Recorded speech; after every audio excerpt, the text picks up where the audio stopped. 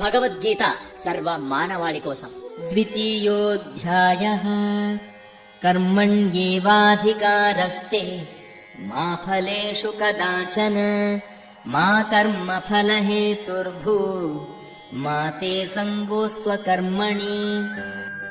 శాస్త్రవిహిత కర్తవ్య కర్మను ఆచరించుటయందే నీకు అధికారము కలదు, కాని ఆ కర్మ ఫలములపైన నీకు హక్కు లేదు. నీవే కర్మ ఫలములకు హేతువు అని ఎప్పుడూ అనుకోకు.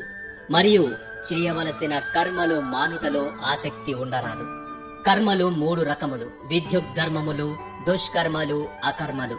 మానవుని భౌతిక గుణ స్వభావముననుసరించి ఆదేశించబడిన కర్మలే విద్యుద్ధర్మములు. ప్రామాణిక గ్రంథములు అంగీకరింపని కర్మలు దుష్కర్మలుగా పిలువబడును. అకర్మ అనగా విద్యుద్ధర్మము చేయకుండుట. ఇక్కడ భగవానుడు అర్జునునికి కర్మ చేయకుండా ఉండరాదని మరియు ఫలాసక్తి లేకుండా విద్యుద్ధర్మమును నిర్వర్తించవలనని ఆదేశించెను. తన కర్మ ఫలముల పట్ల ఆసక్తిని కలిగి ఉండేవాడు అట్టి కర్మకు కూడా కారణమగును. ఆ విధముగా అతడు అట్టి కర్మ ఫలములచే సుఖి లేదా దుఃఖియో అవుతున్నాడు. నిత్య కర్మలు, అత్యవసర కర్మలు, కామ్య కర్మలని 3 విధములుగా విద్యుద్ధర్మములను విభజింపవచ్చును. వైదిక శాస్త్రాదేశాలననుసరించి ఎట్టి లాభాపేక్షను కోరకుండా స్వధర్మముగా నిర్వచింపబడు నిత్య కర్మ సత్వగుణ కర్మ అనబడును. ఫలమును వాంఛిస్తూ చేయబడు కర్మ బంధ కారణమగుట చేత అది మంగళకరము కాదు. ప్రతి ఒక్కరికి వారి విద్యుద్ధర్మ విషయంలో అధికారము ఉండును, కాని అతడు ఆ ధర్మమును ఫలాపేక్షరహితముగా నిర్వర్తించవలెను.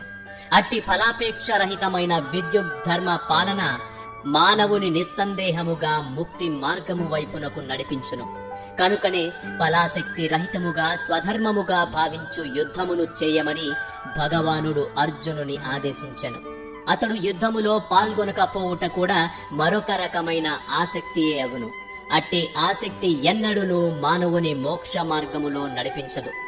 ఏ ఆసక్తి అయినను అది అనుకూలమైనను ప్రతికూలమైనను బంధ కారణమే కాగలదు. అకర్మ పాప పూరితమైనది. కనుకనే స్వధర్మముగా భావించి యుద్ధము చేయుటే అర్జునునికి గల ఏకైక మంగళకరమైన మోక్ష మార్గము.